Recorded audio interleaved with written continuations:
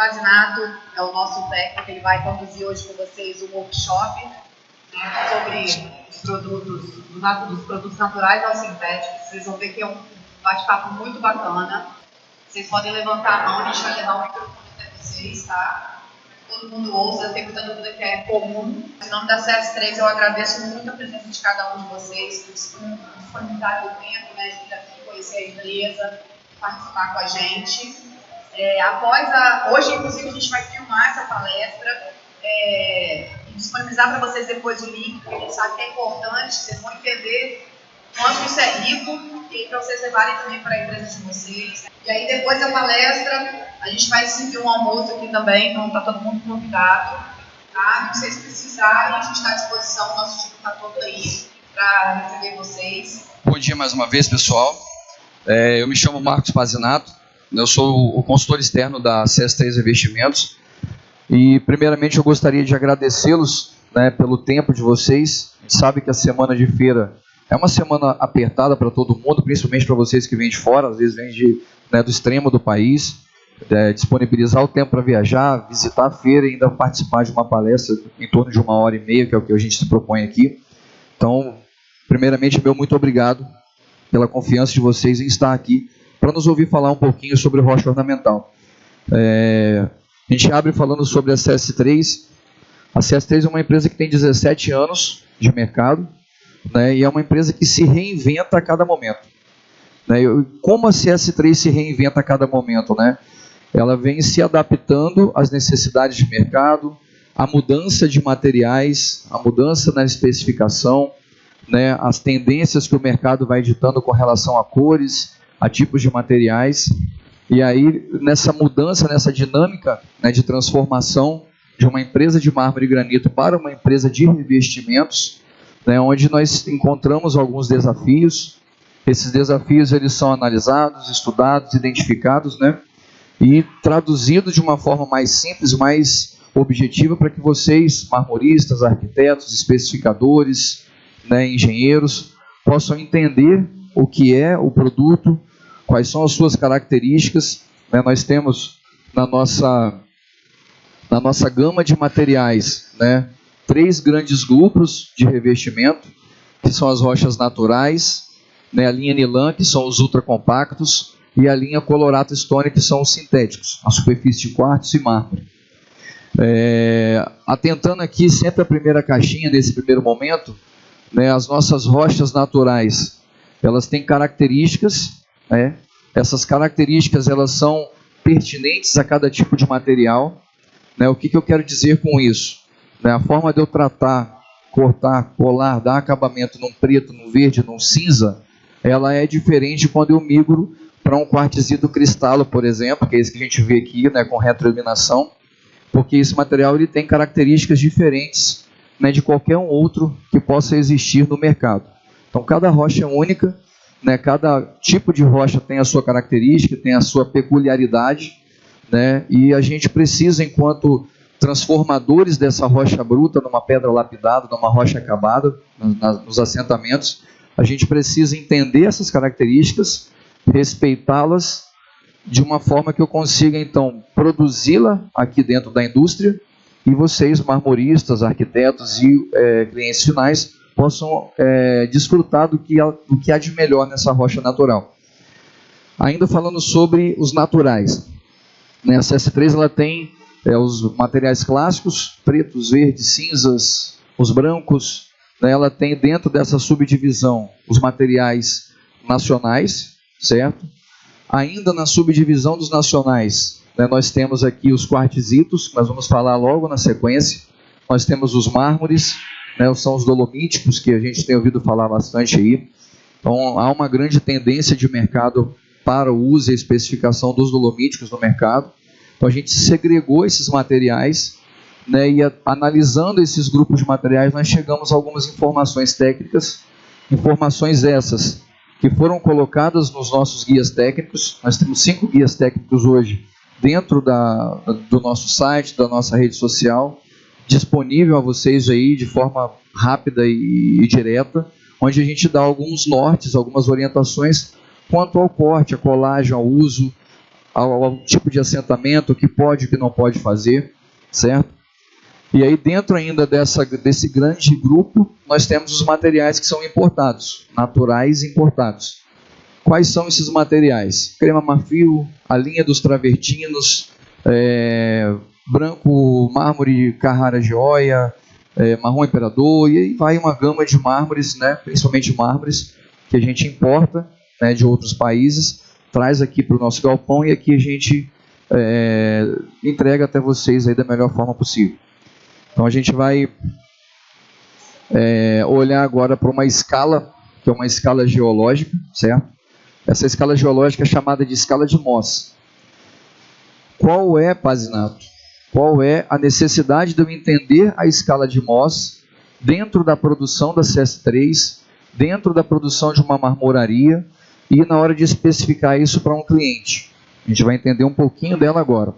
Essa escala de Mohs ela começa do 1, que é o talco, e vai até o 10, que é o diamante, onde o 1 é o mais macio e o 10, que é o diamante, é o mais duro. Se nós olharmos para todos os minerais existentes, né, os minerais que estão hoje na superfície terrestre, que nós já conseguimos identificar geologicamente, o talco é o mais macio, que eu consigo riscar com a unha, uma moedazinha de cobre, e aí eu vou descendo, endurecendo, até chegar na calcita, que a gente deixou em destaque aqui em amarelo, né? Essa calcita é o que vai dar origem aos mármores calcíticos, aos mármores dolomíticos, aos travertinos, né? E aí a gente vai identificar o porquê que esse material de dureza 3, né, ele foi conferido essa dureza, qual o impacto dessa dureza na especificação e como trabalhar essa dureza dentro seja aqui na indústria ou na marmoraria e no uso lá no cliente. Então, quando a gente olha para essa escala, né, uma escala crescente em nível de dureza, a calcita ela está na classe 3, então eu consigo arranhar esse mineral calcítico com uma moeda de cobre, um cacozinho de vidro, a ponta de uma faca, certo?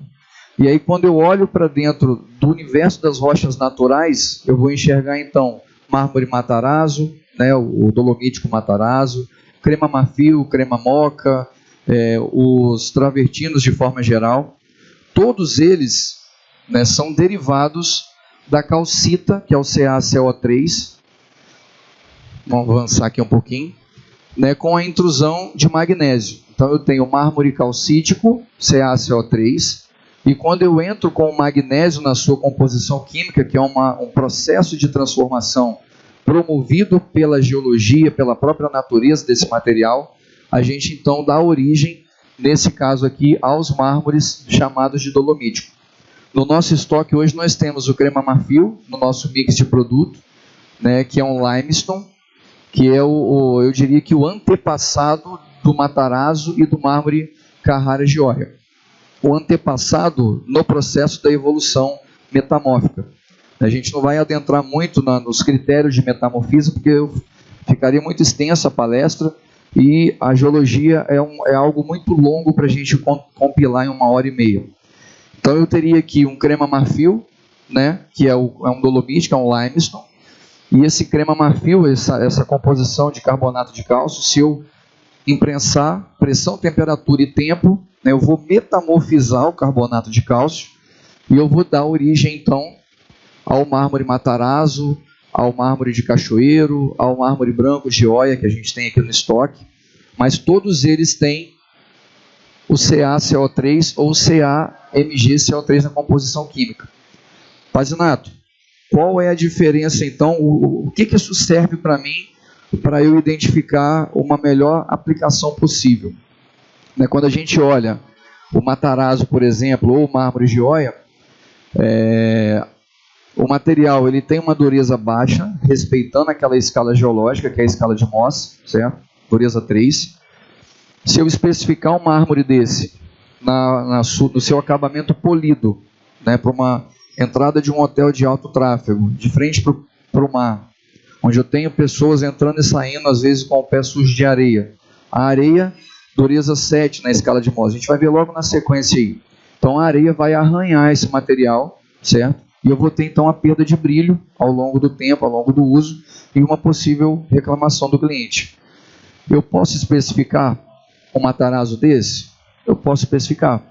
O cliente o cliente final precisa saber que ele vai estar suscetível aos arranhões provocados pela areia. O que a gente faz aqui dentro da produção para compensar, digamos assim, essa característica do material? A gente pode produzi-lo, lógico, na face polida, no acabamento polido. A gente pode escovar esse material, que é o acetinado, né? Ou a gente pode levigar. A gente vai deixar o material texturizado. Eu não vou mudar a estrutura do material, eu mudo o acabamento, né? Quando eu tiro o brilho, deixo o material fosco. Então eu teria ali o material assentado, que continua sendo 3 na escala de Mohs, que vai arranhar com o pé sujo de areia, porém eu não vou ter a perda de brilho, porque o material já vai sair da nossa produção fosco. Então, esteticamente, né, a gente teria um material que não daria tanto problema de impacto visual depois de 6 meses, 1 ano de uso, porque ele já vai estar sem brilho. Então, esse é um artifício que a gente utiliza, né? Não é um artifício, é um tipo de acabamento que possibilita esse material a ser, né, especificado, seja por uma bancada de cozinha ou um piso, onde eu não tenho a perda de brilho com o uso, né, constante do dia a dia. Então, os mármores eles já são usados aí há mais de 5.000 anos. Né, ele é o resultado da deposição do carbonato de cálcio mais o magnésio. Então, se eu tenho carbonato de cálcio mais magnésio com pressão e temperatura por um determinado tempo geológico, eu dou origem ao limestone.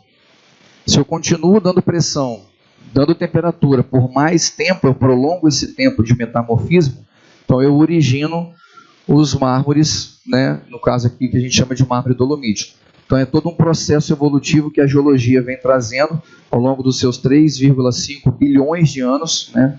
A Terra ela data aproximadamente aí de 4,5 bilhões de anos da sua existência. Então de 3,5 para cá, essas rochas vêm se transformando, se modificando, e hoje a gente pega algo que foi, entre aspas, produzido pela natureza ao longo desses 4,5 bilhões de anos, e com 40, 50 dias de cadeia produtiva, a gente transforma um bloco bruto numa chapa acabada, e vocês, enquanto marmorista, dependendo do tempo de produção de cada um, transformam essa chapa acabada numa peça pronta para entregar para o cliente.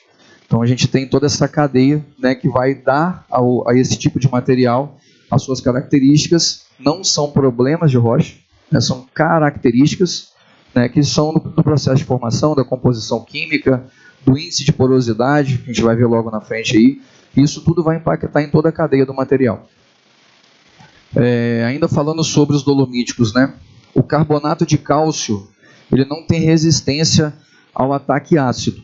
Então, se eu fizer uma bancada de Matarazzo, né, e deixar limão em cima ali, por exemplo, eu vou ter naquela gota de limão a efervescência, que é a reação química do ácido cítrico do limão com o carbonato de cálcio. Aí eu perco o brilho. Então, eu posso especificar para uma bancada? Eu posso.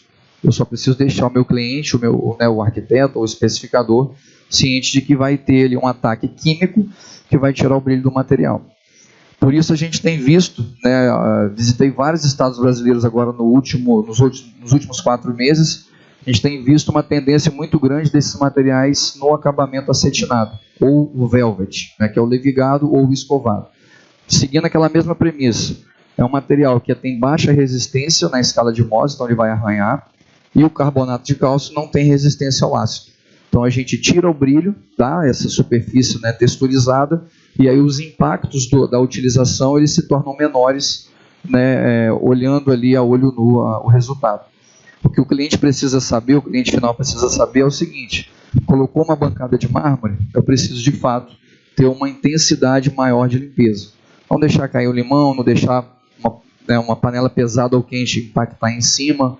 Então tem todas essas ressalvas para que nós tenhamos um material, então, com as suas características geológicas instaladas numa obra, às vezes de alto padrão, né, e ter a vida útil desse material prolongada sem as reclamações, sem nenhum tipo de dano gerado ao material.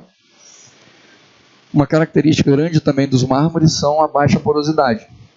Né, pelo seu processo de transformação, né, o processo de metamorfismo, de sair de um limestone para um mármore mais compactado, né, o dolomítico, ele perde a sua porosidade, só que ele não perde 100%. Então, se eu comparar, né, um branco Itaúnas com um mármore Matarazzo, a gente sempre trabalha com comparações. Né, quem tem mais poro? Quem tem mais poro é o Branco Itaúnas, né? Mas o Mármore Matarazzo também tem poro, porém menor. Então o poder de absorção dele também vai ser menor para o uso diário. Pazinato, o que a gente faz então para resolver o problema do material que tem porosidade? A gente vai ver logo na frente aí. A gente faz uma intervenção química, né, com impermeabilizantes, hidroleofugantes, e a gente prepara aquela superfície com um produto, né, de hidrofugação, para que aquele agente líquido que caia sobre a superfície durante o uso, ele não penetre nos poros.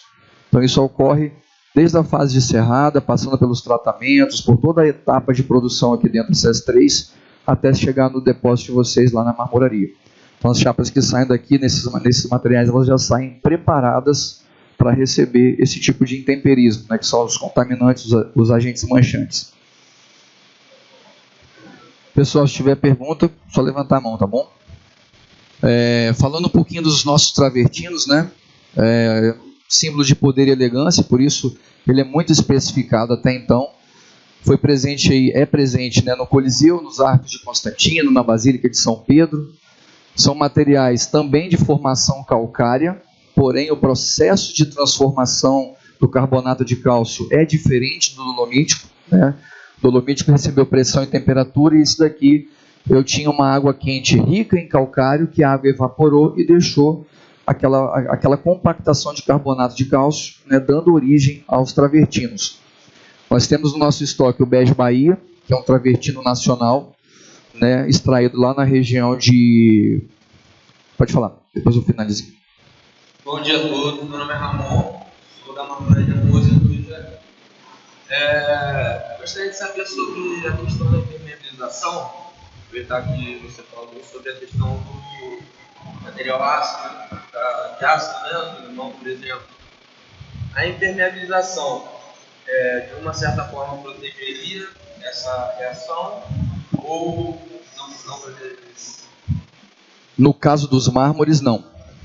A hidrofugação, ela repele as moléculas de água que vão tentar penetrar nos poros. Quando a gente trabalha com ácido cítrico, que é um composto químico que tem no limão, na laranja, no vinho, e esses produtos ácidos, o ácido ele vai agir em cima do carbonato de cálcio. Então ele consegue, nesse caso, a acidez, ele consegue romper, né, a tensão de superfície deixada pelo impermeabilizante, e ele vai lá no mineral e começa a corroer o mineral.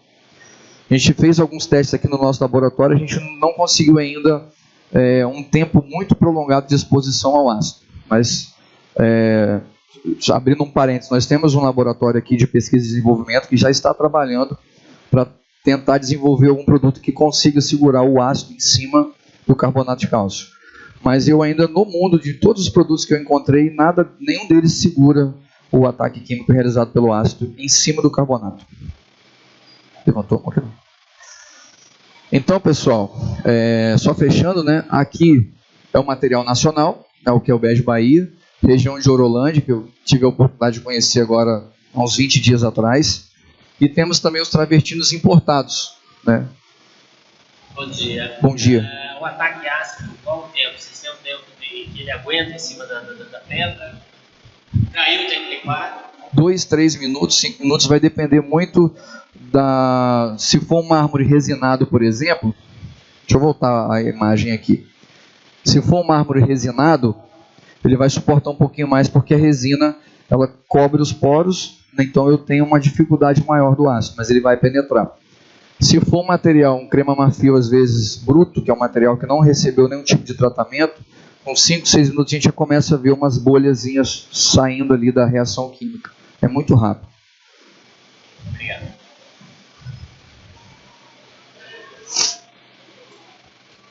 Bom dia, Judásio. Bom dia, Judásio. Nesse caso, o hidrofugante, o repelente, ele não suporta em cima do material. Se ele só resolve o problema da umidade, ele deixa aquelas marcas de água da peça molhada, então significa que nenhum outro material produzido com os ácidos vai ter efeito em cima da bancada. E eles estão considerando ela, no caso, corrida, no caso, vai tirar marcar o movimento, né? Mas quando ela está leviada, ela tem alguma reação que pode acontecer de uma mancha, além de uma marca maior, por exemplo? Ô, Judásio, Vamos lá. A gente está saindo de uma superfície polida e vamos entrar numa superfície levigada ou escovada. Nesse caso aqui, a gente dá uma demão de resina epóxi, prepara o material e realiza o acabamento de superfície. Então eu tenho poros preenchidos com resina e eu tenho partes do mineral que não tinha resina antes do processo, que na hora que eu realizo o polimento, ele vai ficar exposto. Então se eu aplico uma camada de hidrofugante na superfície, eu vou repelir água, óleo, refrigerante, suco de uva, dependendo da sua acidez, detergentes, oxidações que podem ser provocadas pelo contato ali da bucha de aço com o detergente e a água, por exemplo, ketchup e todos os agentes manchantes de superfície. A gente vai entrar um pouquinho mais a fundo nos slides posteriores, mas a gente consegue segurar esses agentes manchantes. A ressalva é apenas para o ataque ácido, o ácido cítrico. Então, quanto mais desprotegida a superfície, maior a propensão que ele tem a se desgastar. Porém, não é que vai atravessar a minha chapa, fazer um buraco desse tamanho com ácido. E aí a gente trabalha, então, um acabamento texturizado, que é o acetinado, ou o aveludado, que é o velvet. A gente tira o brilho, né, e se tiver, porventura, um contato de um limão ou um outro agente ácido desse que a gente usa no dia a dia, não vai haver a perda de brilho, porque o material já está, né, com a superfície compacta. Essa é a ideia que a gente precisa passar com relação a essa família de materiais. E eu só deixo assim bem frisado, não é um defeito do material, né? É uma característica geológica do seu processo de formação, da composição química que ele tem, né, que acaba conferindo essa diferença na hora de tratá-lo e especificar para uma obra civil, por exemplo. Aqui temos as duas bases, né, já instaladas, né, aqui o Travertino e aqui o Bege Bahia. Então tem uma harmonização legal de coloração, são materiais que a gente pode especificar ambos para uma área externa, por exemplo, uma borda de piscina, área de área aberta ao tempo, porque ele vai ter o seu poder de não absorver tanto calor. Então eu tenho um conforto térmico bom ali para pisar descalço, por exemplo, não vai queimar meu pé. Quando eu comparo com o preto São Gabriel, o preto vai absorver muito calor, então eu vou ter o desconforto térmico. Mais uma vez, a característica do preto é diferente da característica do mármore. Então a gente tem que sempre analisar o local que eu vou aplicar, qual é o uso, qual é a finalidade desse material, e aí a gente especifica, às vezes um material resinado e hidrofugado, às vezes só resinado e levigado, e a gente vai definir o padrão de acabamento de acordo com a necessidade do cliente, né, de vocês no caso, que vão ligar para o vendedor e falar, eu quero material acetinado. E aí joga isso para a produção já sabe como trabalhar esse acetinado de forma que ele tenha uma maior resistência, né, para aquela área que vocês pretendem a especificação. Aí a gente avança para a área dos quartzitos, né? Aí eu volto com a escala de Mohs, né? Por que a escala de Mohs é interessante e ela é importante em todas as fases do processo? Né? Os granitos em si, os quartzitos, estão nessa classe de dureza aqui, ó, entre 6 e 7. Né? Então, quando a gente ouve a palavra quartzito, né, é uma rocha metamórfica composta por acima de 75% de quartzo, certo? São fatores e valores geológicos. E aí, como eu tenho acima de 75% de quartzo numa rocha metamórfica, eu tenho uma rocha mais dura quando comparado, por exemplo, com o preto São Gabriel. Mais uma vez, é uma característica do material. Então, se eu especificar um preto São Gabriel do lado de um quartzito, um cristal, um perla venata, um Invictus, que é o que a gente está investindo muito agora nesse material aqui na feira, se eu especificar um piso meio a meio, né, de preto São Gabriel e de um Invictus, por exemplo, o meu piso de preto ele vai perder o brilho mais rápido do que o Invictus. Mas e aí, Pasnato, o que eu faço? A gente tem uma diferença de dureza mineralógica que, de fato, um vai arranhar mais do que o outro. E essa dureza ela vem pelo processo de formação ao longo dos 3 bilhões e meio de anos. 3,5 bi de anos. Aqui, pessoal, um pouquinho falando, né, sobre as pedreiras, o processo de formação de cada material, né, mesmo respeitando, quando a gente fala de quartzito, respeitando aquele percentual de quartzo e o processo de transformação que é chamado de metamorfismo, a gente tem uma mudança drástica, às vezes, de coloração, de forma que esses minerais foram depositados, e de fato, cada um passou por uma história geológica diferente, e que eu tenho ali um percentual de quartzo alto, porém eu tenho outros minerais acessórios que vão conferir àquele material uma coloração diferente, né? Às vezes uma parte um pouquinho mais macia, mais opaca, mas sempre respeitando a escala de dureza, que é a escala 7 da escala de Mohs, né? O índice 7 da escala de Mohs. Aqui é uma visão mais ampla da mineração, né? Então daqui saem as pranchas, né? De acordo com a tendência comercial, a tendência de mercado, essas pranchas são avaliadas pelos nossos inspetores. Dali é esquadrejado o melhor tipo de bloco com o melhor aspecto físico e visual, desviando sempre das trincas, das variações, né? A gente está lidando aqui com rocha natural, então cada rocha é uma, cada bloco é um, ele tem uma identidade, né? Essa impressão digital, ele não vai ser igual de um bloco para o outro, a gente vai ver logo na sequência aí, e é isso que torna os quartzitos e as rochas naturais únicos no mercado. Se eu pegar o bloco 1 e o bloco 2, irmãos, na mesma frente de lavra, um vai ser diferente do outro no seu aspecto visual. Às vezes um tem um pouquinho mais de veio, o outro tem uma mancha mais escura, mas isso são características. E quando a gente fala de rocha metamórfica, então, essa amplitude de característica ela aumenta muito, que é porque o setor, a região metamórfica, é uma região que passou por muita transformação ao longo desses 3,5 bilhões de anos. E aí ele tem uma característica que é só dele. Aqui, ó, bloco de um material que nós temos aqui comercializado como Bianco Superiore. Se a gente encerrar esse bloco e o bloco irmão dele que está aqui atrás, eu vou ter a variação de veio, às vezes um posicionamento, uma movimentação diferente, uma leve tendência, às vezes, de um material dar com fundo um pouquinho mais creme, o outro mais cinza, porque a gente está trabalhando com material natural e cada um é um e tem a sua identidade própria. Se olharmos esses bloquinhos aqui, né, que a gente chama de intera, cada um tem um tipo de movimento diferente, né, seguindo a mesma dureza, na escala de Mohs, seguindo o mesmo padrão, às vezes, de movimento e coloração, porém, quando a gente encosta uma chapa na outra, a gente vê que não são idênticas. Esse aqui é um processo que nós chamamos aqui na produção de paginação, né, ou o Open Book, o livro aberto, Book Med, como alguns dizem, né? Chapa 1 e chapa 2 do mesmo bloco, chapas irmãs.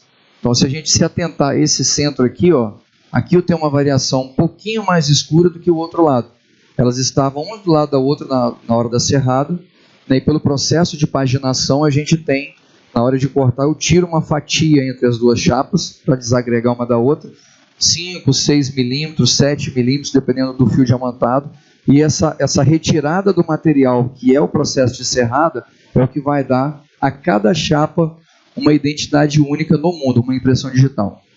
Então a gente trabalha essa impressão digital dentro do sistema de paginação para que eu possa fazer, né, as obras paginadas para piso, para fachada interna, para um revestimento de parede, e aí para as bancadas com espelho de pia, com saia. Então dá para brincar, né, entre aspas, dá para trabalhar a paginação desses materiais que já saem daqui da nossa empresa paginado, né, que é um método de produção, e aí vocês, marmoristas e arquitetos, trabalham esses desenhos para conseguir essa harmonia, né, o ligamento entre um veio e o outro, mas sempre tendo a certeza que não vai ser idêntico, vai ser bem próximo.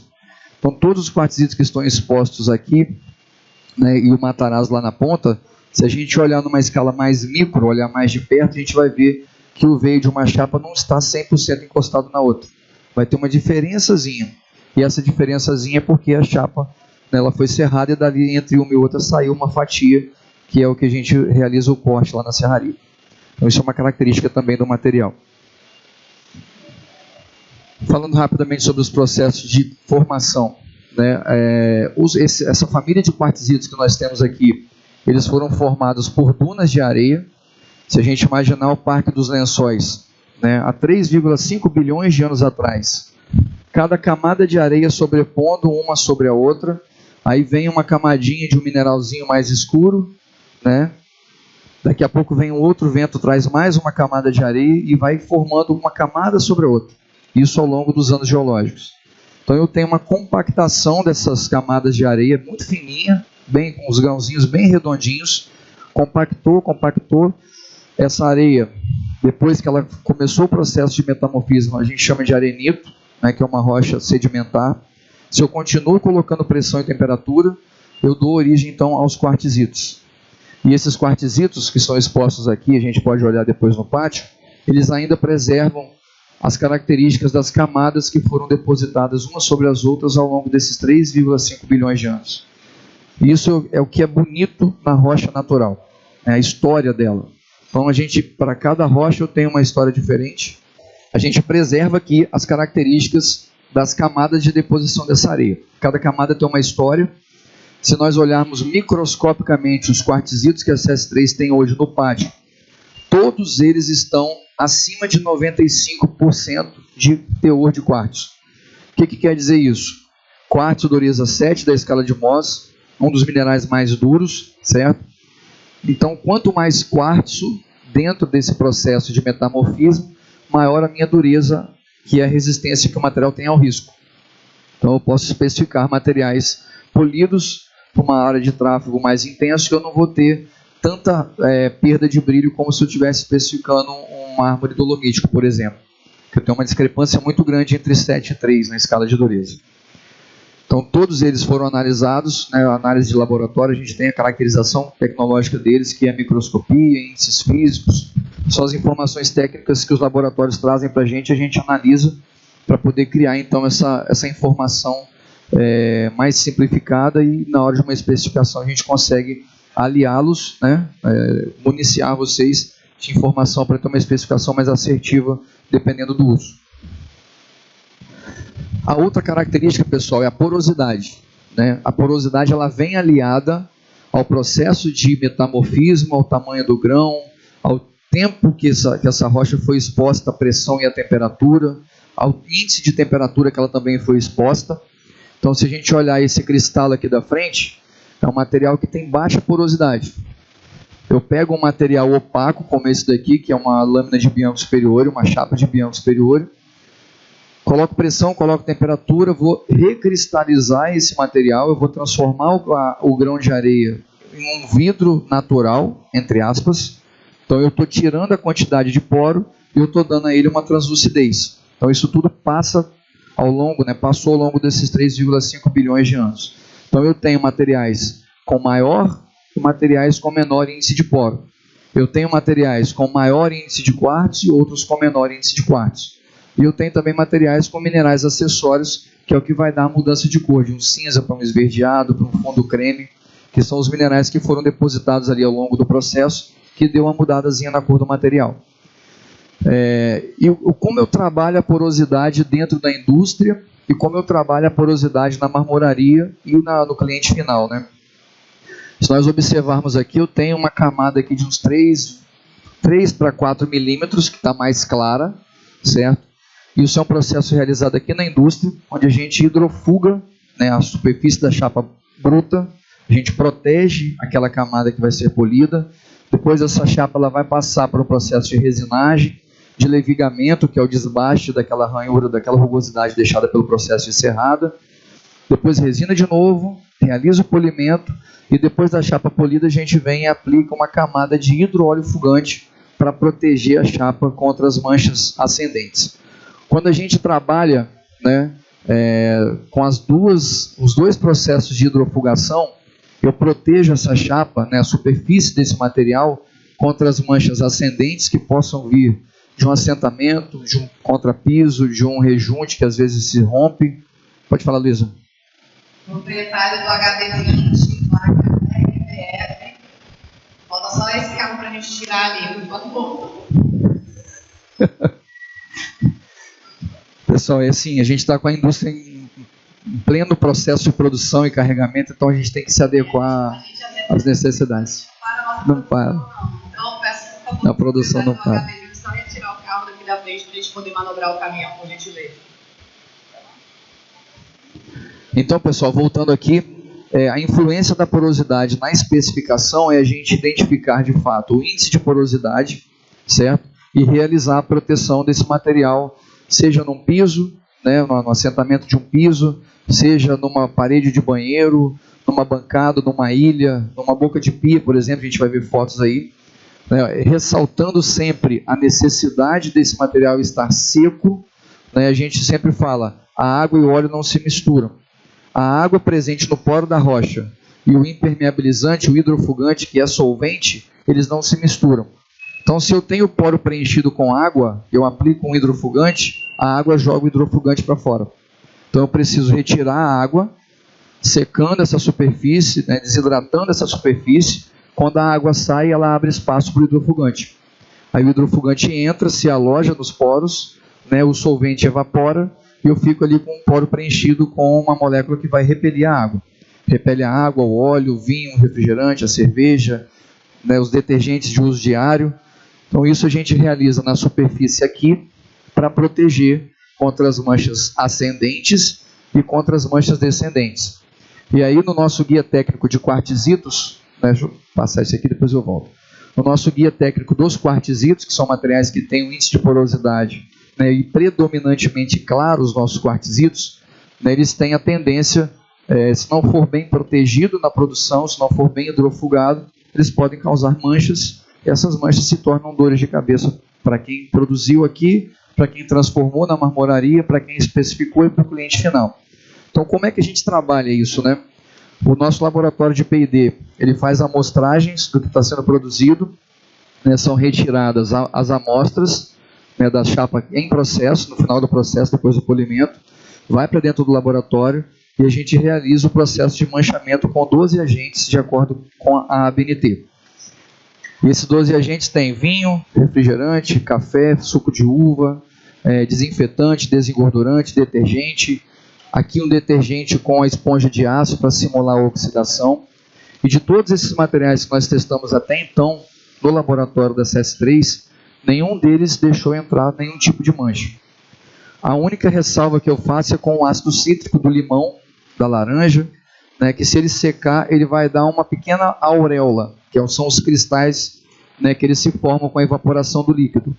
Né, aí a gente joga uma aguinha, deixa 2, 3 minutinhos, buchinha com detergente neutro e joga água e sai aquele cristalzinho que fica formado ali.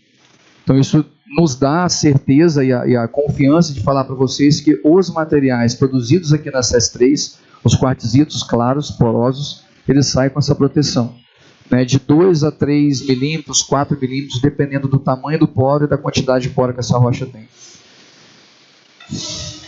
E aí a gente tem no guia técnico, pessoal, a informação de como realizar a hidrofugação, né, que é a impermeabilização nas áreas de corte. Né, sai daqui na superfície o produto, quando vai para a marmoraria vocês cortam, né, faz o 45 graus, faz a boca de pia, corte para a inserção do cooktop, né, furo de torneira, aquele corte redondo para instalação das lixeirinhas que ficam em cima das bancadas. Então sempre que eu obtiver aqui uma intervenção de corte, seja em qual área for, uma bancada, para um piso ou para uma ilha, eu preciso realizar a hidrofugação daquela área onde vai ficar exposta. Por que eu tenho que utilizar esse artifício? Eu preciso respeitar a característica da rocha, que é a porosidade. Então a gente compensa essa porosidade utilizando o hidroóleo fugante, né, para proteger essa rocha contra os agentes manchantes que possam cair ali e tirar aquele aspecto estético bonito dos quartzitos.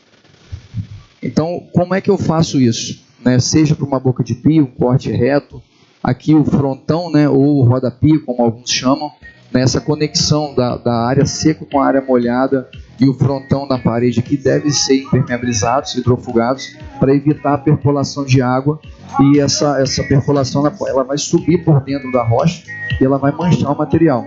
Aí vai falar, pô, mas o material de vocês não é bom. Não é isso. Né? O material ele tem uma característica que a gente compensa essa característica do poro hidrofugando a superfície, e na hora de corte também a gente precisa fazer esse trabalho. Então como que a gente faz isso? Cortou, desidrata, né, a área de corte, seca pela porco ou lança-chamas, soprador térmico, com todo o cuidado possível, porque o quartzito, se eu colocar muito fogo nele direto, ele vai expandir o quartzo, ele expande, ele vai trincar, então tem que aquecer de longe, por isso que a gente recomenda na maioria das vezes um soprador térmico, que não vai ter um aquecimento tão brusco e momentâneo. Aqueceu a superfície, está sequinha, aplica um impermeabilizante, o hidrofugante, deixa esse hidrofugante secar na superfície e aí eu posso dar um acabamento. Aí vou entrar com a sequência de rebolo, desgaste, lixa, aquela cerinha que às vezes a gente passa para melhorar o brilho ali naquela região acabada, mas é importante frisar que o impermeabilizante ele precisa entrar nessa superfície antes do acabamento. Eu ainda pego os poros abertos da rocha, desidrato e aplico. E a mesma coisa para o 45 graus, que é o cantinho virado, como a gente diz. Cortei 45 graus, passo o hidrofugante, desidrato o 45 graus, sequei, passo o hidrofugante, deixo secar, depois eu venho com uma lixazinha 120, só com a mão para tirar a tensão de superfície que é deixada pelo hidrofugante. Aí eu posso realizar a colagem de 45 graus. Isso é uma tecnologia, uma técnica de produção que vai conferir a qualidade do produto final entregue ao nosso cliente. A gente está trabalhando com materiais de alto valor agregado, obras de alto padrão,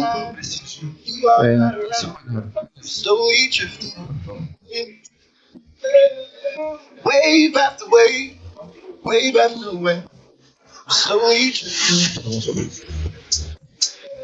And it feels like drowning, pulling against the street, pulling against the street. Se o sol te... Então, a gente não fecha o poro com o hidrofugante, a gente cria uma reação química dele com a água e com os aditivos da massa plástica ou da cola.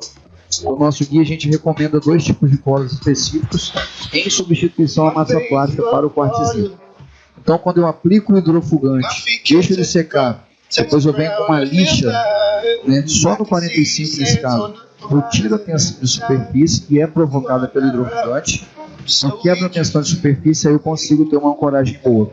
É o detalhezinho que faz a diferença. Se eu hidrofugar e tentar colar direto, não vai segurar. Mas eu hidrofugo, espero secar, passo a lixa para tirar a tensão de superfície e realizo a colagem. Com isso a gente garante que eu vou ter a hidrofugação naquela parte, não vai manchar, não vai deixar aquela bordazinha escura ao longo do 45 graus e eu garanto que a cola vai fazer o papel dela, que é a ancoragem das duas peças. Então são esses detalhes. A gente tem o guia técnico que dá esse norte e a gente está aqui para dar essa orientação caso vocês precisem lá na obra. Então a gente tem todo um esquema para auxiliá-los na transformação. Então a gente, como já foi dito, a realização dos furos, sempre que eu tiver uma intervenção, um corte de 45 graus, área molhada, área seca, deve haver essa proteção de superfície. Eu preciso, Basinato, fazer num cristalo, por exemplo, é bom. Embora o cristalo não tenha tanto poro, o sistema de fratura que é preenchido pela resina, mas quanto mais proteção desses materiais, melhor para a gente, melhor para o cliente final. Facilita na limpeza, porque a água vai ficar por cima, só passa um pano aqui com detergente úmido. Eu postergo, eu aumento a vida útil desse material instalado no cliente. Então é sempre tomar um cuidado com a hidrofugação no 45 graus, na área, colagem de área molhada para área seca, o rejunte que às vezes a gente utiliza aqui, que é o poliuretano. A gente não recomenda a utilização aquele industrial que às vezes ele solta, o silicone solta uma viscosidade. A gente recomenda o poliuretano, de verdade, o cola que a gente diz, porém a necessidade de realizar a hidrofugação da área de contato entre o rodapia, que é o frontão, com a área seca ou a área molhada. Sempre que o cortou, protege, para evitar a possibilidade de manchamento. E esse, pessoal, é o Invictus, que é um material que a gente tem, a C6 tem apostado bastante nele, um material extremamente clarinho, ponto bem branquinho, as possibilidades de assentamentos, rodapé, bancada, pisos internos, externos, soleira, peitoril, nichos, escadas e banheiros. Então a gente pode usar e abusar da especificação, não só dele, mas como de todos os quartzitos, sempre mantendo a premissa de que sai daqui com um selo de qualidade CS3 de hidrofugação e repelência. e onde eu tiver uma intervenção de corte, eu preciso refazer essa proteção para que eu obtenha aí uma qualidade final no processo, e a satisfação de todos, que é o grande propósito nosso. Nossa, a questão de assentamento de pisos, né, pisos e fachadas, ele assenta muito bem também. Aqui, né, em contato com a área externa, como ele vai estar hidrofugado, vai estar protegido, cabe a nós, marmoristas, fazer a proteção para que não tenha percolação de água ou pelo sistema de argamassa ou pela lateral do material. A impermeabilização, o produto que vai aplicado, ele tem duração ad eterno. Porém, dependendo do uso, né, como eu disse, eu tenho microporos abertos na superfície. O produto ele entra nesse microporo, se aloja e repele a água e o óleo e os outros agentes manchantes. Se tiver uma limpeza intensa, sapólio, cremoso, cloro, esses produtos mais agressivos, ele vai reduzir o tempo de permanência dentro do poro. Eu posso esfregar, às vezes, muita bucha, muito bombril em cima ali e retirar. Então a gente recomenda pelo guia técnico uma aplicação do uso intenso desse a cada 8 meses. Que é o tempo onde eu vou preparar o material, vou utilizar durante esses 8 meses. Vou usar malha de aço, produtos de limpeza. Eles podem retirar e aí a gente reaplica para fazer a proteção do material. Porém, se a gente notar, até uma recomendação nossa para o marmorista, né? Sai daqui hidrofugado, vai para o marmorista, corta, hidrofuga as áreas de corte, terminou a instalação, passa mais uma camada do produto em toda a área, inclusive para selar, nesse caso aqui, a parte de rejunte, o encontro entre uma junta e outra, né? Para você dar uma última proteção. Considerando que o material passou pelo nosso processo aqui de produção e sai com essa selo de qualidade, essa selo da qualidade, eu não teria necessidade de passar, por exemplo, um cremoso para limpar, porque já vai estar protegido. Passo um pano levemente umedecido com detergente neutro, detergente de supermercado. Deixa beleza, por algum motivo entrou ali, sujou um pouquinho mais, a mancha está mais intensa, aí eu passo, né, o ciclo, porém não esfrego com tanta força porque eu vou estar ali agredindo a superfície do material. Se fosse tirar um brilho, como se fosse uma massa de carro, se esfregar demais na pintura do carro, eu vou dar uma queimada na pintura. Tomar cuidado com a gente Brasil mais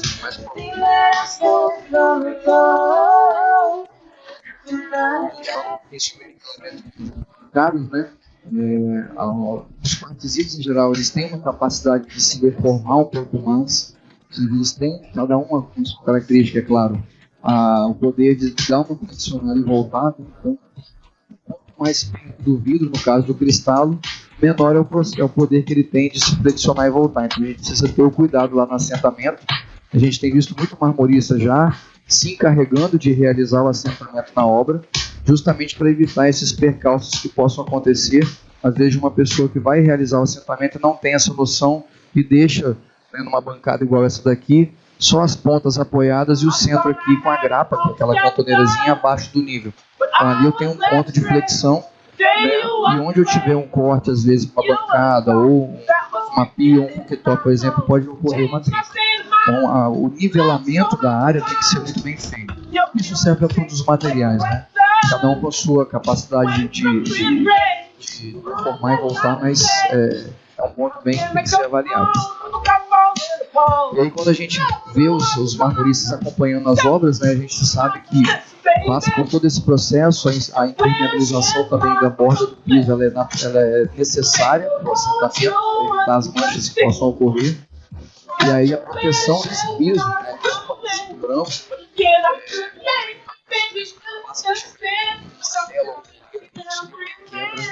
daquele pedacinho do material.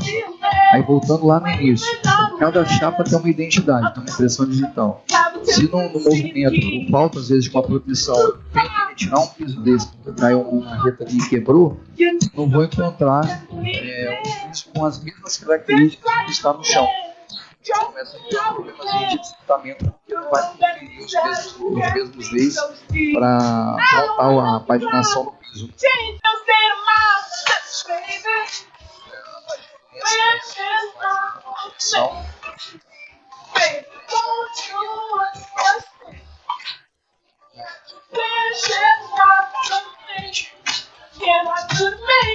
Material acetinado, né? Existe também uma grande aceitação para os quartzitos acetinados, mesmo que ele tenha uma dureza alta, dureza 7 na escala de Mohs, 7 para mais, mais por uma questão de estética e de especificação, a gente tem ele também escovado, levigado ou bruto, se for o caso. Mesmo com a dureza alta, a gente consegue trabalhar aí as superfícies de acabamento. Bom dia.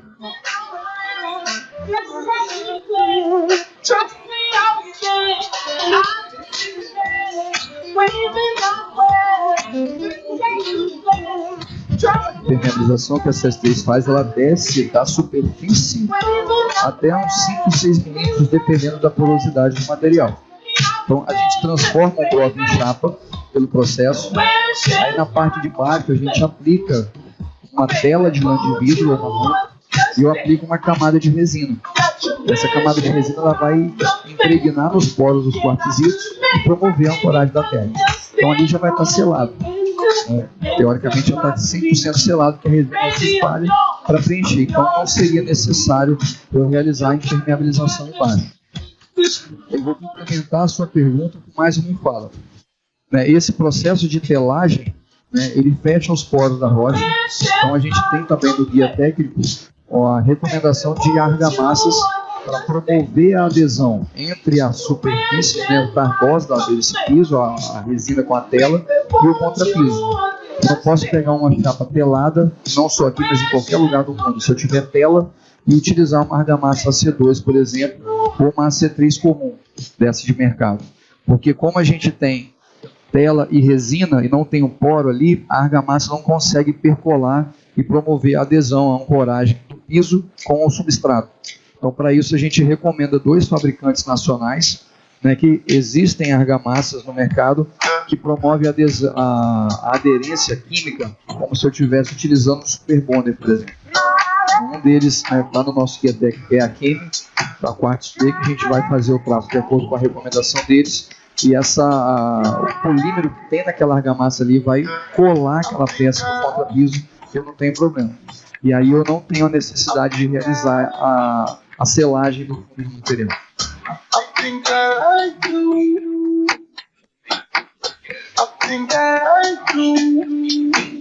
Bem próximo.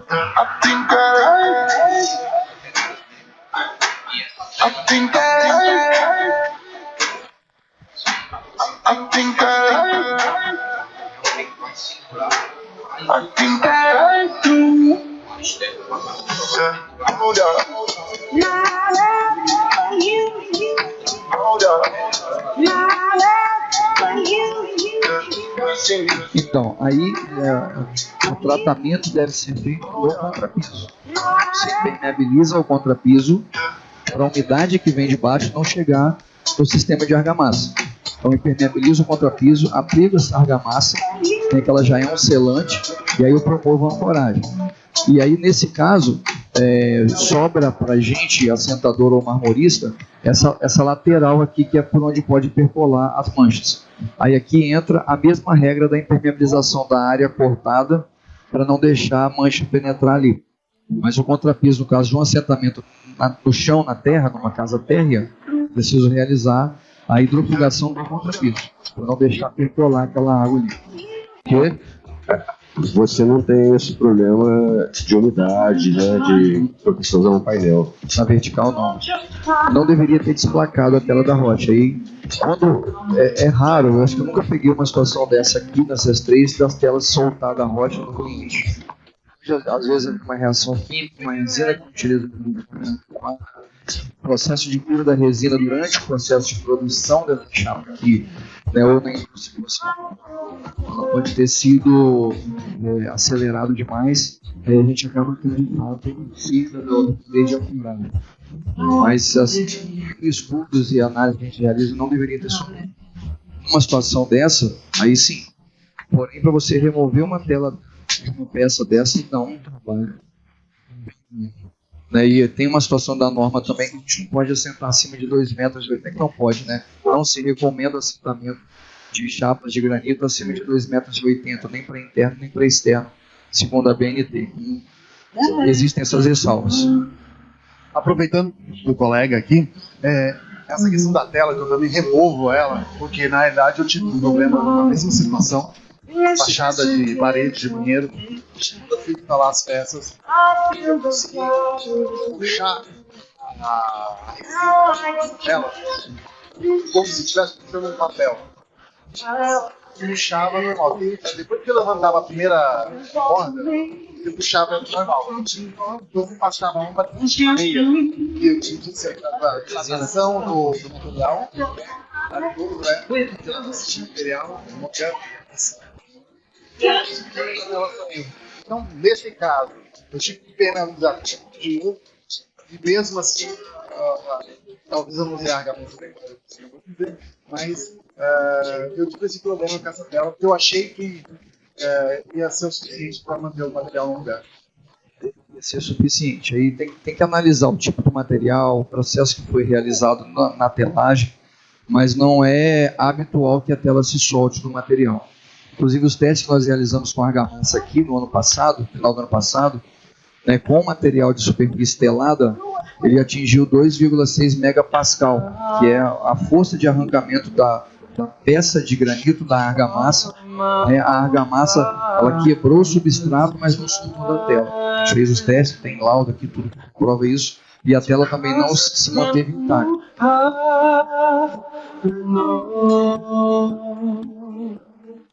O tempo que foi passado a resina, o tempo que foi utilizado o material, por exemplo, 2 meses, 6 meses, o material no corte, Depende muito da qualidade da resina. Né? Aí existem inúmeros fornecedores de resina. As resinas que nós trabalhamos aqui são resinas testadas em laboratório. A gente compra de empresas que de fato têm todos os laudos de qualidade, de ancoragem, resistência ao raio ultravioleta, que é um agressor na resina. Mas daí tem que analisar caso a caso e identificar o tipo de chapa, quem fez, com qual resina, quanto tempo essa chapa foi produzida, mas não é habitual você ter a soltura da tela nas costas do material. Ou tá dentro de uma pessoa.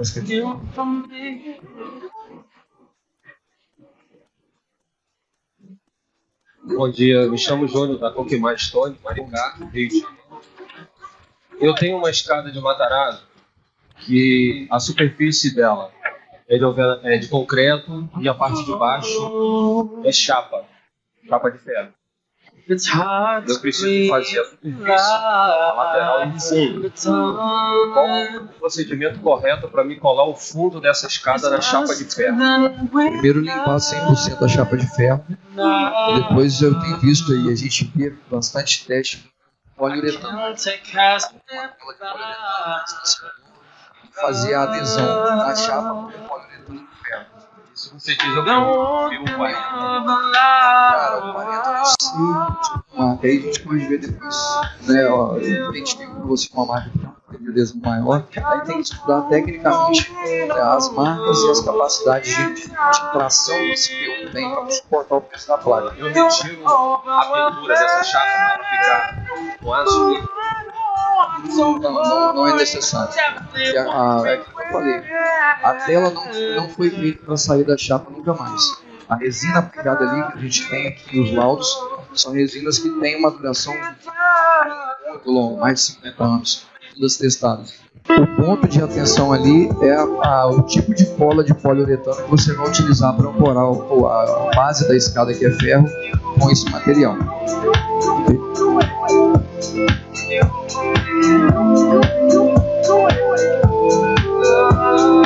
As recomendações aqui de pós-obra, né? Cuidados com objetos muito quentes, pessoal.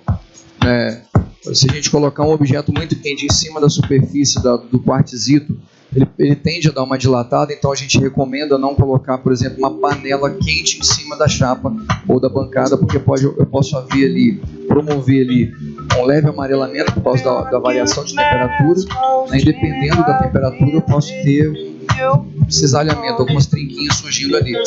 Então, mais uma vez, não é problema do material, é o uso que deve ser adequado às características dele. Quanto mais próximo do vidro, igual esse cristal aqui, menos ele resiste à variação de temperatura. Então ali a gente tem que orientar o cliente, o usuário, a colocar um anteparo de madeira, alguma coisa assim, para não ter o contato direto da panela, do utensílio quente já em cima do material. E só para a gente finalizar a parte dos quartzitos, pessoal, dá para fazer o que eu quiser numa obra desde que eu respeite as características desse material.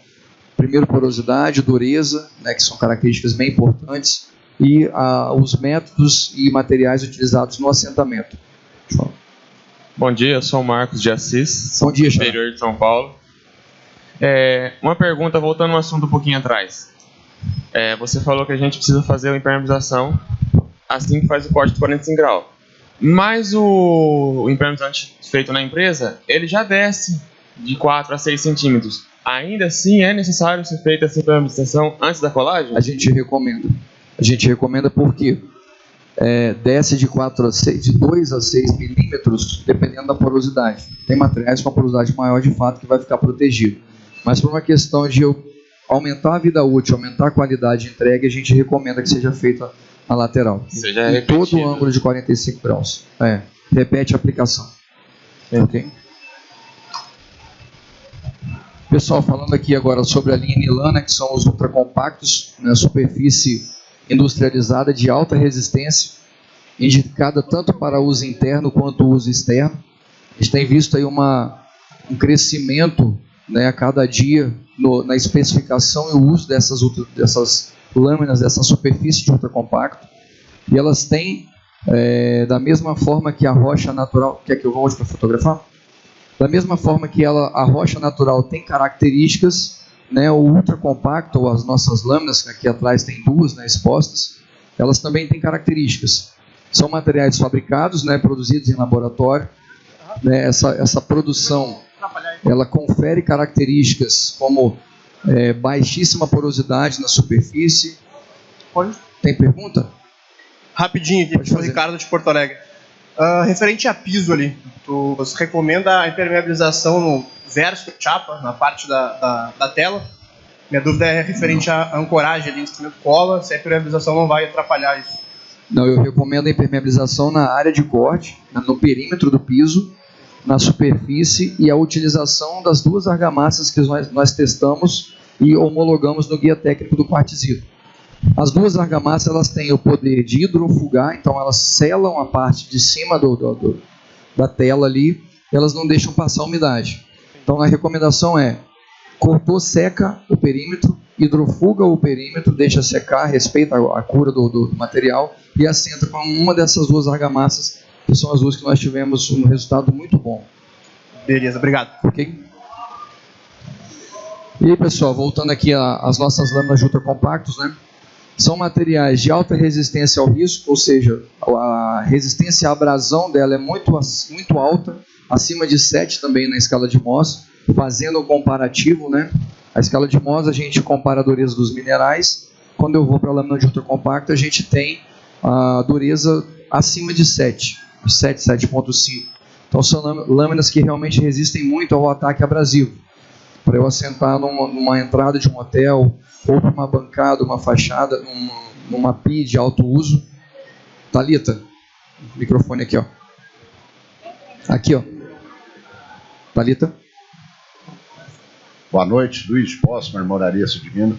O porcelanato convencional, qual que é a dureza dele na escala de Mohs? O porcelanato, mais ou menos, só para... daria abaixo de 7. Só que a dureza utilizada para o porcelanato, o ensaio é chamado de desgaste PEI, P-E-I. É um outro ensaio, um outro desgaste abrasivo. Eu não sei te dizer numa escala a quanto está. Porém, os ultracompactos, eles dão acima de 7. O que isso quer dizer, uma dureza acima de 7 nos ultracompactos?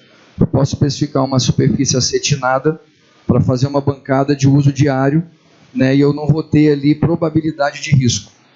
A gente vai ver logo na sequência, eu tenho polido e tenho acetinado. O polido, né, embora ele também tenha uma dureza muito alta, acima de 7, se eu esfregar a ponta da faca vai dar um risquinho preto. Eu não estou arranhando a peça. É o material da faca que vai ficar impregnado ali, aí fica difícil de tirar. Então, quando a gente vai trabalhar, né, principalmente bancadas e área de muito atrito, muito desgaste abrasivo, a gente recomenda a lâmina acetinada, que ela vai nos dar, além de uma textura legal para realizar as especificações, eu tenho uma probabilidade melhor de ver, né, aquela marca deixada pela faca ou pelo fundo da panela. Mas isso é uma das características. O porcelanato dá toda essa dureza? Como? O porcelanato dá toda essa dureza? Porque a maioria dos porcelanatos que a gente vê é um cavalo ruim e só a casquinha, né? Em cima, né? Então, está abaixo de 7. Agora, se é 6, eu não sei, porque a gente não estuda porcelanato, né? Os meus estudos foram focados no ultra compacto. Então, aqui eu te digo que é acima de 7. Por isso que é errôneo eu falar que o ultra compacto é um porcelanato. Não tem como comparar, né? Durante o mercado pensa, mas quando a gente olha o guia técnico de ultra compacto que nós temos aqui no CS3 e eu começo a enxergar as características, né? Alta resistência, material que vai suportar variações de temperatura altíssimas sem se deformar, né? Eu posso pegar uma panela quente e colocar em cima que não vai trincar, não vai ter deformação, ele suporta essa variação de temperatura. E quando eu faço isso com outros porcelanatos, né, eu não tenho o mesmo resultado. Por isso que a gente não tem como comparar. Da mesma forma que eu não posso comparar os ultra compactos da linha Nilan com os quartzitos. São materiais totalmente distintos. Características, cada um com a sua. Ali 3,5 bilhões de anos para fazer na natureza, né, para gerar. E aqui um processo de linha contínua que eu tenho 100, 200 mil metros produzidos a cada mês. Mas mesmo assim, volto a falar, as características desse material, quando comparado aos porcelanatos, que eu não poderia comparar, eles são extremamente acima. Dureza alta, resistência ao ataque ácido, como eu não tenho porosidade, né, e a composição química daquele material, né, dos ultracompactos, eles são resistentes ao ácido, eles são superfícies que não deixam proliferar fungos e bactérias, porque não tem como alojar ali por causa da baixa porosidade. Né, e uma outra pegada legal, que é a pegada ambiental, partindo do conforto térmico. Se eu fizer um revestimento de uma fachada aerada com a linha Nilan, o material ele não absorve calor, ele não é suscetível a essa variação. Então, se eu fizer uma fachada aerada lá em Fortaleza, né, a fachada aerada é onde eu coloco a lâmina longe da parede, eu vou ter um melhor conforto térmico, porque o raio solar vai bater ali e não vai ser transmitido para a parede, e automaticamente eu tenho uma redução no consumo de energia com ar-condicionado e a casa vai ficar com um conforto térmico melhor. Da mesma forma, eu posso utilizar em Porto Alegre, né, para revestir, que eu não vou ter a troca de temperatura na época fria. Então a casa ela vai ficar um pouquinho mais aquecida com relação à área externa. Isso é uma das características assim, que é muito legal dentro dos ultracompactos. Pergunta? Bom dia, tudo bem? Bom dia, tudo bem. Meu nome é Débora. Eu passei por uma experiência com a lâmina. A gente fez uma cozinha e eu queria te fazer 2 perguntas. Nós trabalhamos com a lâmina acetinada e nos encontros os meninos lixaram ali. E nesse lixamento ela perdeu o acetinado e puxou um pouco de brilho. Então, no contexto geral da cozinha, não ficou legal isso. Não fica bom, né? E a outra questão é que a gente fez todas as furações com furo, né, nos 4 cantos, para não ter corte 45 graus. E na furação da churrasqueira, no primeiro, segundo uso, quando ligou a churrasqueira, ela estourou. Então, eu queria uma orientação a respeito dessas 2 questões. Vamos lá.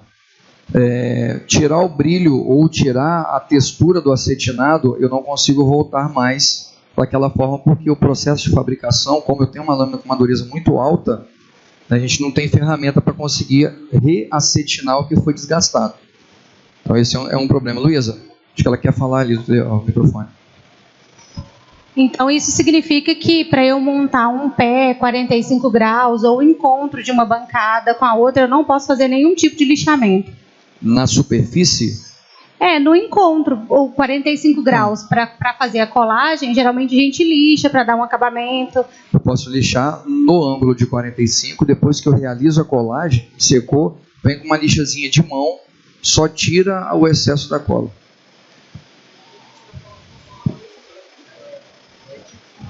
Então, se eu tirar os 2 milímetros, eu não consigo acetinar. Exatamente, eu não consigo acetinar.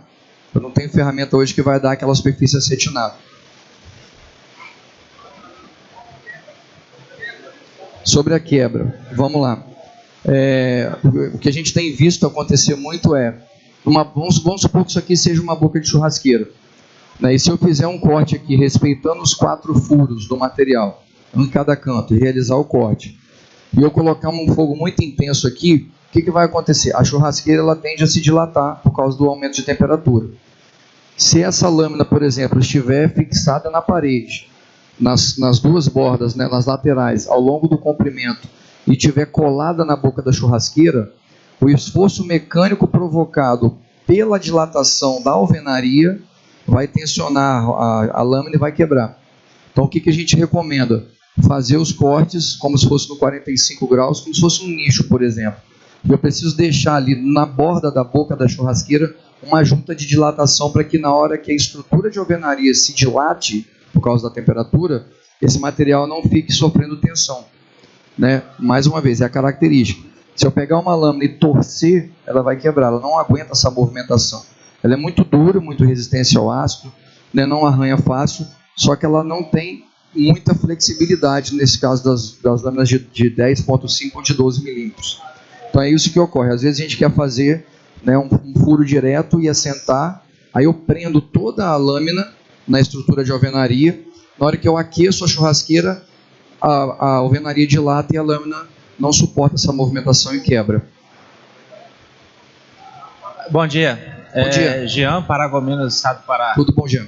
A dúvida que eu tenho é parecida com a do rapaz que perguntou há pouco. Eu estou com uma escada de ultra compacto para fazer e ela também tem esse revestimento por baixo. A mesma argamassa, ou eu tenho uma especificação? Para baixo a gente recomenda o poliuretano, tanto para baixo como para a fachada externa, né? Inclusive a CS3 a gente tem nos nossos arquivos aí alguns vídeos que explicam, né, uns vídeos explicativos que dão essa orientação de como realizar a colagem, né, utilizando o poliuretano. Mas a argamassa embaixo do degrau não. Até porque se você tiver ali algum tipo de dilatação e a argamassa não for essa argamassa que está homologada, ela pode se romper e a peça soltar. Então em cima vai legal com a argamassa, mas por baixo é melhor o poliuretano. Ok? Tem aqui, Luísa. Oi, tudo bem? É Fábio de Itu, né, da FS Marmoraria.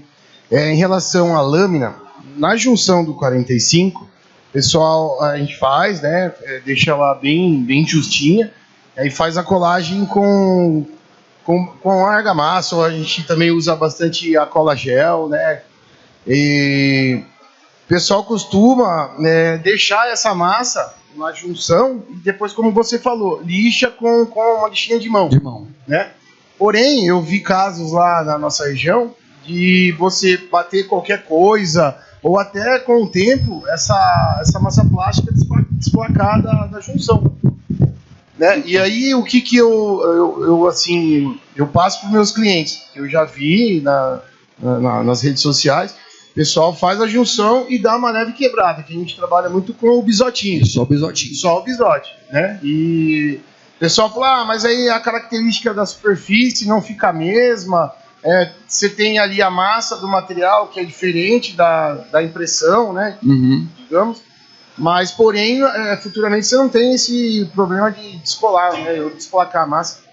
Então, a questão da colagem do 45 graus, a gente, considerando uma superfície acetinada, por exemplo, ele tem uma impressão que é só na superfície, então se eu olhar ao longo desses 12 milímetros, eu vou ter uma massa compactada, mas não é a mesma cor, porque ali eu tenho uma impressão, nessa massa ela vai ser sinterizada a 1200, 1270 graus Celsius, então isso tensiona o material e sinteriza a tinta, né, a impressão na massa.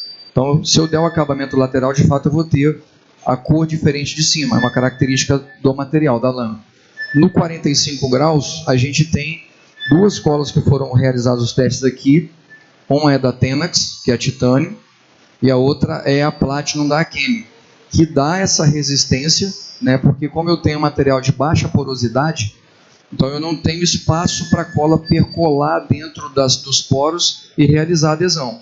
Aí a gente tira a massa plástica do circuito, tira completamente e trabalha com essas colas que são chamadas de epóxi-acrilato, né? É uma resina epóxi com um aditivo químico que vai promover uma adesão química barra mecânica, barra física. Então a gente consegue, nesse caso, ter a qualidade da colagem utilizando a cola especificada e testada por nós aqui. Agora a massa plástica ela não tem nem poder de penetração, porque ali a gente tem uns 80% só de carga mineral, né, e o restante é uma cola poliéster. A cola poliéster, por exemplo, ela não tem resistência à dilatação, ela não se molda, né, se eu movimentar ela quebra. E aí a ressalva que a gente faz é na quina do 45 graus, mais uma vez, é característica. Se eu deixar cair uma panela na quina, ela vai soltar um pedaço. Então, no bisotinho ele já dá uma segurada, mas deixei cair a panela, vai soltar. Isso é uma característica das rochas de ultracompacto. Entendeu? Então, a superfície ela é extremamente higiênica, extremamente dura. Eu posso utilizar à vontade aqui, que não vai ter desgaste abrasivo, porém eu tenho essas ressalvas de assentamento. Né, olhando essa imagem, né, a bancada ela precisa estar assentada de forma 100% nivelada, né? Se eu colocar as grapas nas pontas e deixar um vão livre muito grande aqui, como ela não tem esse poder de flexionar e voltar, ela tem baixa taxa de flexão, eu posso montar a bancada, quando eu começo a utilizar, de repente eu coloco o peso em cima ali, abuso um pouquinho do peso e ela vai flexionar, ela vai surgir uma trinca. Então a recomendação é, sempre que eu fizer uma bancada, né, que essa bancada esteja 100% apoiada ou nas grapas, né, eu vejo muitas pessoas colocando um metalon por baixo dela, coladinho ali, para evitar que ela faça esse movimento de flexão, de flecha e contra flecha, né? Ela não tem essa flexão muito grande. Então é uma característica do material, né, tem as suas peculiaridades no porte, na colagem, no acabamento, no assentamento, e o detalhezinho do assentamento para evitar que ela faça esse contra-flecha aí e venha se trincar, né, com o uso. Espessuras aqui, né, 12 milímetros, 10,5 e 6. Né, se a gente voltar aqui, a gente vê a própria lâmina sendo utilizada como revestimento de móveis, né? Então isso dá uma flexibilidade muito grande na hora da criação para um arquiteto, para trabalhar, né, os ambientes. É um diferencial com relação aos materiais naturais, talvez.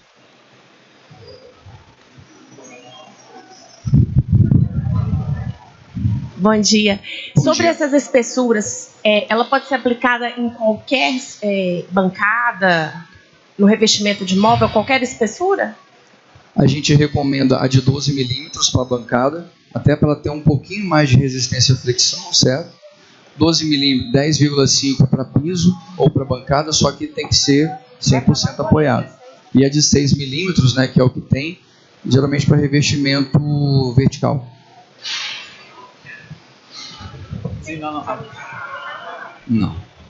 6 milímetros em cima de uma bancada, se por exemplo você tiver um móvel de madeira ou MDF que você queira recobrir esse móvel, aí você assenta em cima do móvel e cola, né, com poliuretano ou uma outra cola de alta adesão e faz o revestimento, não teria problema, só que tem que estar 100% apoiado. Só aqui atrás, depois ela traz para o senhor aqui, ó. Uma pergunta, uma bancada em balanço, fazendo uma estrutura por dentro, eu posso? Pelo guia, 15 centímetros de balanço pode. Passou disso, se eu tiver um esforço aqui, ele vai gerar a trinca. Com estrutura ou sem? Sem estrutura. Sem estrutura. Com estrutura, a quantidade da estrutura é onde vai ter o balanço. Aí a gente cola o metalon por baixo, né? Fixa ou na parede ou na estrutura do armário ali. O que não pode ocorrer é pontos em falso. O metalon está abaixo do nível da lâmina e eu tenho um esforço ali de flexão. A cada 60 centímetros. Eu fiz bom dia a todos, Luiz Antônio. Eu fiz algumas bancadas, o próprio cliente acabou comprando a lâmina com 6 milímetros Aparentemente, já faz anos, eu não tive problema. Eu ancorei ela com granito de 3. Ancorou, colou o granito por baixo. Só não vai ter problema.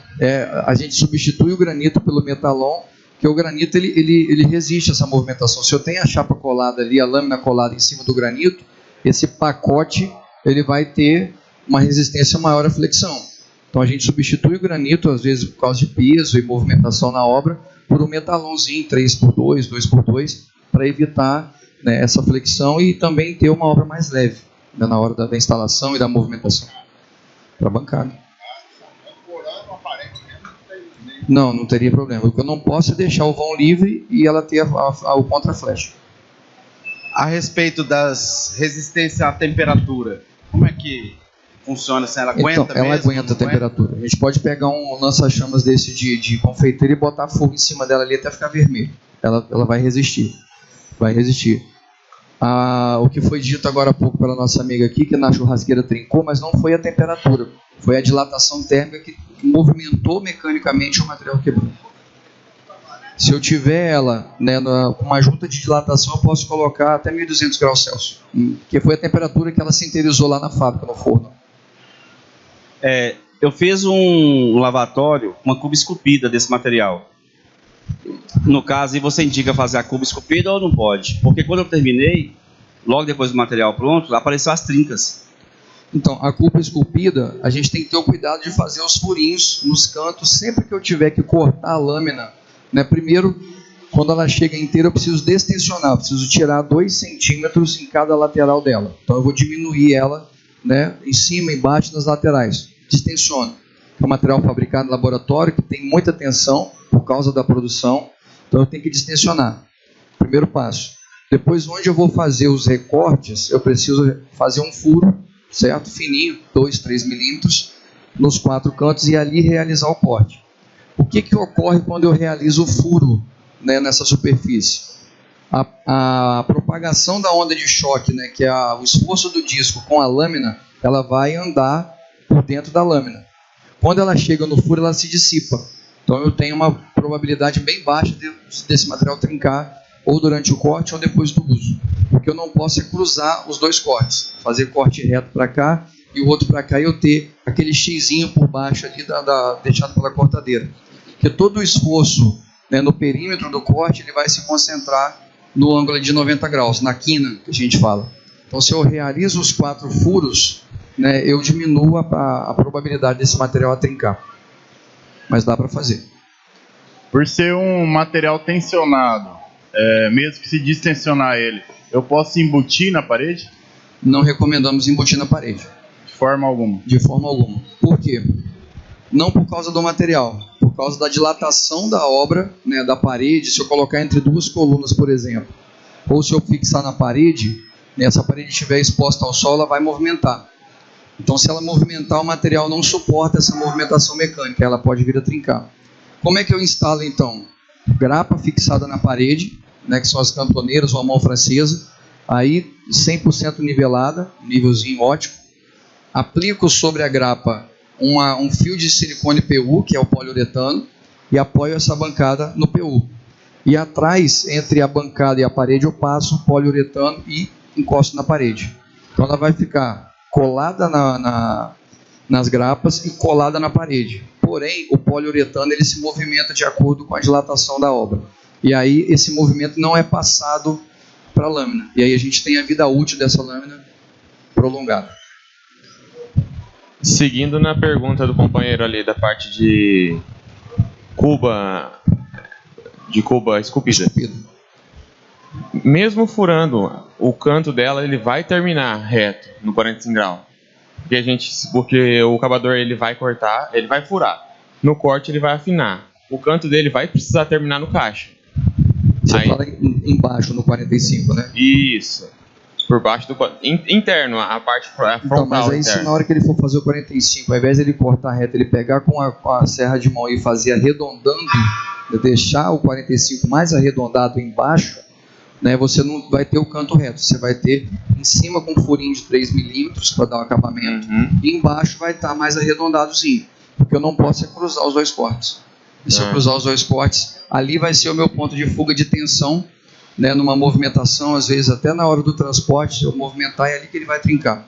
Se eu tiver arredondado, não, que aí a tensão se dissipa em toda a área do material. Okay. Entendi. Então, cuidado maior é sempre no canto mesmo. Sempre no canto. Então, beleza. Os dois cuidados maiores, no canto e na instalação, para não ter dilatação térmica, para não deixar a dilatação térmica da obra passar para ela. Isso. No caso da churrasqueira também, deixar com folga para ela ter dilatação térmica. Deixar com a juntazinha de dilatação ali. Como se fosse um nicho de banheiro que a gente faz no 45 graus, eu faço a boca de churrasqueira com aquele nichozinho, com o encontro do nicho do 45. Superfície acetinada e polida, a gente já falou, né? O acetinado ele tem uma maior tendência a suportar o esforço mecânico ali sem aparentar o arranhão e a perda de brilho. A gente tem ainda tem bastante estoque aqui de material polido, porém o material polido recomenda uma fachada, um painel, né? Se for utilizar no dia a dia numa bancada de cozinha, posso ter ali uns risquinhos que pode ser deixado pelo fundo da panela. E aí, pessoal, evoluindo, né? Falando sobre a nossa terceira linha de materiais, que é o Colorado Stone, que são os sintéticos, né? É um processo de transformação, um processo de fabricação um pouco diferente da Nilan, que são os ultracompactos. Aqui eu tenho resina poliéster, né? Quartzo, que é a areia moída, triturada, mais o pigmento, né? Os veios, né, são feitos também de forma sintética, e isso tudo misturado com resina poliéster. Então aqui a gente tem um material que tem uma tendência à mudança de cor, ao amarelamento, se eu fizer uma especificação numa área que pega sol, por exemplo. Então esses materiais eles têm uma aceitação muito grande, porém a recomendação para utilização em área interna. Nós fizemos os testes agora no início desse ano, né, no Intense White, vou voltar aqui, o Intense White, e todos os testes que foram realizados, na verdade os 3 que foram realizados no laboratório do CETEM, deu acima de 95% de quartzo. O que isso quer me dizer? Quanto mais quartzo, mais duro, certo? Então os nossos têm acima de 95%, 95, 96, 96,3%, né? E ele tem um índice de porosidade baixo de superfície. E aí é onde a gente precisa, mais uma vez, trabalhar a hidrofugação na superfície para evitar que aqueles pequenos furinhos, né, possam ser alojados com água e ali eu ter a proliferação de algum fungo ou alguma mudança de cor. Lá atrás, Luísa.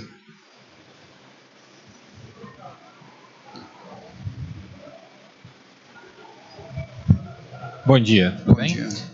Me chamo Luciano. Sobre essa parte de quartzo, eu precisava só entender também, você está falando sobre essa proteção, né? A parte de impermeabilização em quartzo, ela é feita também? Então, a gente não realiza aqui internamente, mas a gente recomenda ao cliente que seja feito depois que a obra está pronta. Por quê? Pela análise de laboratório, né, o laboratório do CETEM comprovou que tem microporos na superfície. E esses microporos eles podem surgir algumas manchas com o uso. Por exemplo, se eu fizer um nicho de banheiro e deixar aquilo muito úmido, né, com contato, está dando eco aqui. Deixar em contato às vezes com sabão e muita água, eu posso ter ali uns pontinhos escuros que é a proliferação de fungo. Então, para resolver, né, para compensar essa característica, a gente recomenda aplicar uma demão de hidrofugante. E essa parte de impermeabilização da espessura, que foi sugerida, né, aconselhada na parte de quartzitos, né, tecnicamente seria a mesma linha de raciocínio para quartzo também, né? Cara, para quartzo, eu nunca tive nenhum caso aqui do 45 graus aparentar aquela coloração. Porque abaixo ali ele tem a porosidade, então a cola ela vai fazer o fechamento dos poros, né? O poro do quartzo é diferente do poro que está no quartzito, né? São poros isolados, porque é uma superfície fabricada em laboratório, então não teria necessidade de hidrofugar a lateral de corte, não. Só a superfície depois da peça acabada para evitar essas possíveis manchinhas que possam ocorrer. Fazinato. Aqui. Oi, boa tarde. Tirar uma dúvida com você. Do quartzo, o branco, né? Aconselha sempre a limpar com CIF, né? E a buchinha pode ser do lado verde. Ou não? Buchinha do lado amarelo. O amarelo só? Não pode usar o verde. O então. Spot Bright ele é uma lixazinha abrasiva. Se eu esfregar muito forte, inclusive o vidro, vamos fazer um comparativo com o vidro. Se eu pegar uma janela de vidro com cifre cremoso e aquela parte verde da bucha esfregar, eu vou arranhar o vidro. E o vidro é mais duro do que a superfície de quartzo. O vidro é 100% quartzo, sílica, SiO2. Aqui eu tenho 95% mais resina, mais pigmento. Então se eu pegar aquela parte verde da bucha e esfregar com força, eu vou perder o brilho. E da cuba esculpida, um cliente falou que teve mancha de ferrugem. Pode ser algum produto que ele deixou lá? Então, pode ser.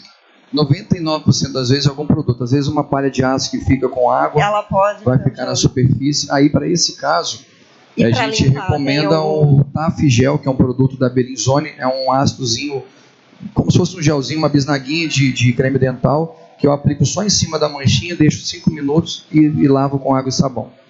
E vai remover. Vai estar só na superfície. Tá, obrigada. Tá perguntando aqui também, Luísa. Peraí, só aqui primeiro. Bom dia. Bom dia. A gente teve um problema com o quartzo White Star, o branco estelar, né? A gente usava ele no mostruário e a gente foi trocar o mostruário depois de cerca de 5 anos. E a gente percebeu que ele estava bem mais amarelado. E é um lugar que a gente não tem uso com detergente, com nada, porque era só parte do nosso showroom. O que pode ter acontecido para ele poder ficar desse jeito? Raio ultravioleta. Não pegava sol, não? Mesmo que não pegue sol, mas dependendo do tipo de iluminação, com o passar do tempo, ele pode dar uma mudada na cor. Então, o que você indica para a gente poder falar para o nosso cliente quando ele for querer uma cozinha branca? Cara, uma cozinha branca, as proteções de uso, né, e eu não posso ter exposição ao raio UV. Se eu tiver uma lâmpada UV em cima ali, ela vai propagar o raio e ela, com o passar do tempo, aí vai muito do tempo de exposição, 2, 3, 5 anos, né, ele vai dar uma amareladazinha de superfície. Esse amarelamento ele é uma característica da resina poliéster que está na massa do material. Ok?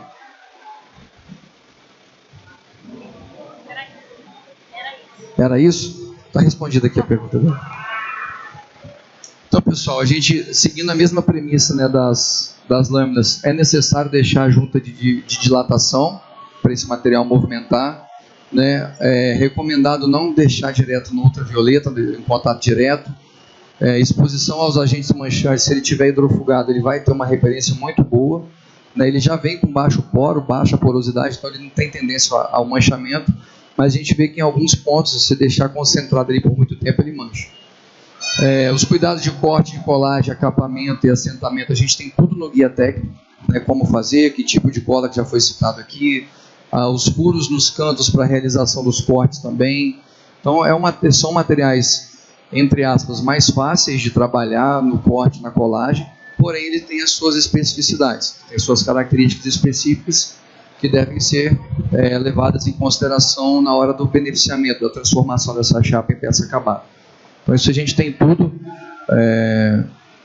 nos nossos guias técnicos, né? A gente tem aqui 100% de disponibilidade para tirar dúvida, para entender, de repente, uma ocorrência que possa ser surgida. A gente sempre tem, né, essa devolutiva com vocês. Manda foto para nós, manda para o marketing, se for o caso, ou para o laboratório de P&D, que a gente vai, né, junto com o vendedor, identificar quais foram, né, as ocorrências, e aí a gente vai orientá-los da melhor forma possível, de acordo com aquela situação específica. Ok, pessoal? Gostaria de agradecer a presença de todos. Espero que eu tenha contribuído um pouquinho aí com o desenvolvimento e, né, a percepção de vocês com relação aos materiais que saem aqui da CS3. Há uma responsabilidade muito grande da nossa parte em colocar material no mercado, que a gente sabe que esses materiais eles vão ganhar o Brasil e ganhar o mundo, né? A gente atende aí todos os estados brasileiros, pelo menos uns 40 países. Então, por isso a necessidade de conhecer tecnicamente o material, de identificar as características da rocha natural, da lâmina ou do sintético, para que vocês tenham a certeza de que, se precisar da CS3 para uma dúvida ou resolução de um problema, a gente está aqui para isso. Ok? Obrigado, pessoal. Vou falar? Falei que era bom, né? Só para complementar, quem quiser acessar o guia técnico pelo QR Code consegue. No nosso Instagram, no link da bio também tem lá, é só clicar que vocês vão ter acesso também. E precisando a gente envia, os vendedores também já têm, vocês podem pedir, solicitar pelas redes sociais, que a gente está aqui para atender vocês, tá? O almoço já está servido, então vocês fiquem à vontade. E a gente aguarda vocês também lá na feira, lá na Cachoeira Stone Fair, no nosso stand, para receber vocês, tá? Muito obrigada pela presença, gente.